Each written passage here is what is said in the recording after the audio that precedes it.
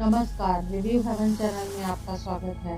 आज की कहानी है उम्र बढ़ाने वाला पेड़। एक समय की बात है जब बादशाह अकबर का परचम पूरे विश्व में फैलने लगा था।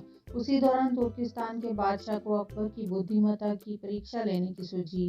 बादशाह ने अपने दूत को संदेश पत्र देकर कुछ सिपाहियों के साथ दिल्ली रवाना किया। बादशाह ने पत्र में लिखा था, मुझे सुनने में आया है भारत में ऐसा पेड़ है जिसके पत्ते खाकर इंसान की आयु बढ़ सकती है।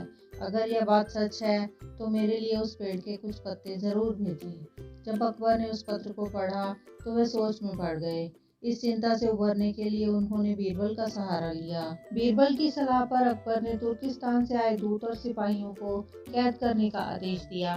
सिपाही और दूत के कैद खाने में कई दिन बीत जाने के बाद अकबर और बीरबल एक दिन उनसे मिलने गए।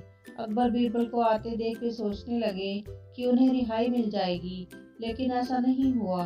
अकबर जब उनके पास पहुंचे तो उन्होंने दूत से कहा, जब तक इस किले की एक दो ईंट गिर नहीं जाती तब तक उन्हें आज़ाद नहीं करेंगे। ऐसा होने तक सबके लिए यहाँ खाने पीने का पूरा इंतजाम किया जाएगा। इतना कहकर बादशाह अकबर और बीरबल वहां से चले गए। उनके जाने के बाद दूत और सिपाही कैद से निकलने के लिए उपाय सोचने लगे। जब कोई रास्ता नजर नहीं आया तो भगवान से प्रार्थना करने लगे। जल्द ही उनकी प्रार्थना रंग लाई और कुछ दिनों बाद अचानक तेज भूकंप आया, जिस कारण किले का एक भाग टूटकर गिर गया। इस घटना के बाद दूत ने अकबर के पास किले की दीवार गिरने की खबर भिजवाई। यह खबर सुनते ही बादशाह अकबर को अपना वादा याद आया। उन्होंने तुर्किस्तान के दूत व सिपाहियों को दरबार में प्रस्तुत होने का आदेश दिया।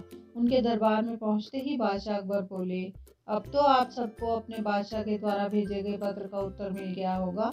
अगर अब भी आपको समझ नहीं आया है तो मैं समझा देता हूँ। तुम सिर्फ 100 लोग हो और तुम्हारी आह सुनकर किले का एक हिस्सा गिर गया। तो सोचो, जिस देश में हजारों लोगों पर अत्याचार होते हैं उस देश के बादशाह की आयु कैसे बढ़ेगी।